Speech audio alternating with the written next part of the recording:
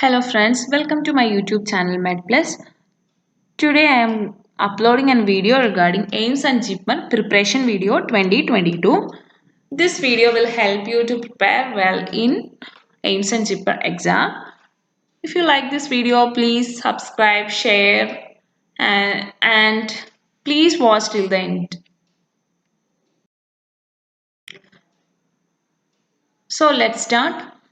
In this video I am trying to explain some typical signs and symptoms and in which disease condition that typical signs and symptoms are evident. I included that typical signs pictures in this video so that you can easily remember while your examination. Okay, let's start. First sign is the pulsating abdominal mass. So, pulsating abdominal mass seen in abdominal aortic aneurysm. In this diagram, you can see there is a abdominal aortic aneurysm is visible and that is pulsatile. So, it is this pulsating abdominal mass is seen in abdominal aortic aneurysm. So, next one, brownish skin pigmentation. So you can see brown color skin pigmentation. This comparison of a brown skin pigmentation and a normal hand can see the difference. So this brownish skin pigmentation is seen in Addison's disease. So the peculiarity of the brownish skin pigmentation is seen in Addison's disease.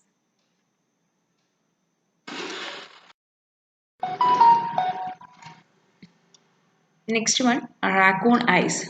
You can see circular darkened spots around the eyes. So this is mainly seen in basilar skull fracture.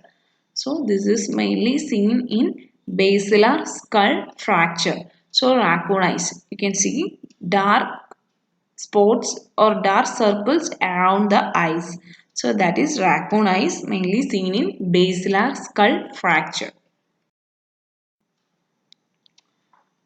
Then next one, cat's eye. So we can see this cat's eye in retinoblastoma. We can see this cat's eye in retinoblastoma. You can see the baby's eyes look like a cat's eye. So this is seen in a condition called retinoblastoma.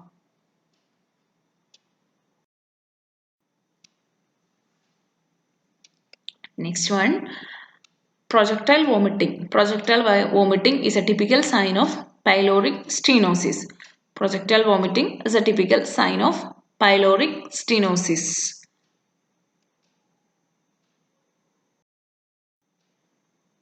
Next one is a type of rash. It is called butterfly rash. You can see in this face the lady is having a butterfly.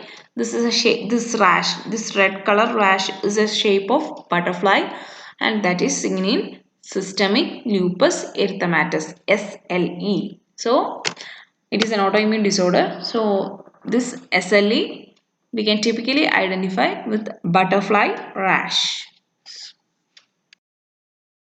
Next one, intussusception. In intussusception in babies we can identify easily by red currant jelly stool. Red currant jelly stool. So the baby will have red currant jelly stool. Then we can easily identify intussusception. Next one, measles. In measles we can see Koplik spots in our throat. We can see this white color patch is called Koplik spots. We can see in our throats this white color patches or white color spots. That is a typical sign of measles. Then next one, rusty sputum is a peculiar characteristic of pneumonia. Rust color or rusty sputum is a typical characteristic of pneumonia. Then pink frothy sputum. So pink frothy sputum is a typical identification of pulmonary edema. So pink frothy sputum is a typical identification mark of pulmonary edema.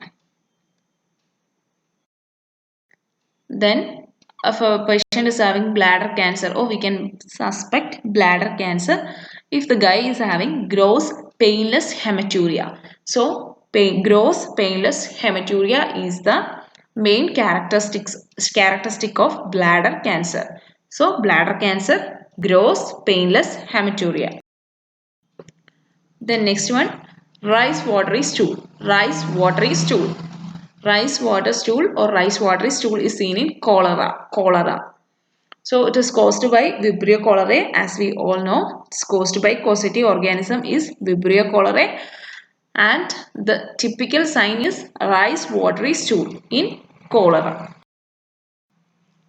Then diabetic ketoacidosis. So in diabetic ketoacidosis, we can see two peculiar characteristics. That is, first one, acetone breath and Kussmaul's respiration. Acetone breath and Kussmaul's respiration.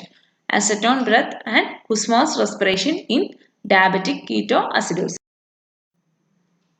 So next one, carbon monoxide poisoning. So the main feature of a carbon monoxide poisoning is cherry red face. So a patient coming with cherry red face, that is light pink color skin and face, means we can suspect a carbon monoxide poisoning. So the main typical feature of a carbon monoxide poisoning is cherry red face.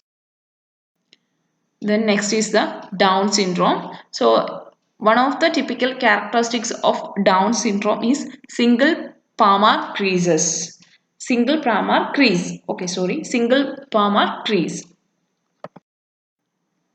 Next one, emphysema. Barrel chest is a typical sign of emphysema. Barrel chest is the typical sign of emphysema. Then Hirschsprung's disease, ribbon-shaped stool.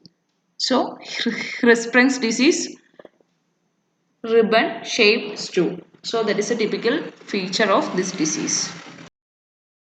Then next one is the Kawasaki disease. So that is the main typical feature is strawberry tongue. Kawasaki disease, strawberry tongue. Then next one is the Guillain-Barré syndrome. So in Guillain-Barré syndrome, we can see ascending paralysis. Ascending paralysis means it's starting from the lower limbs and it will extend up to neck and head. So that is the Guillain-Barré syndrome. That is ascending paralysis. You can see ascending paralysis. Then next one, multiple sclerosis. Multiple sclerosis means descending paralysis. So it's starting from head and neck and it will reach to upper extremities, then the trunk and to the lower extremities. That is descending paralysis. So that is seen in multiple sclerosis. Multiple sclerosis. So thank you for watching my channel. Please subscribe and share. Thank you.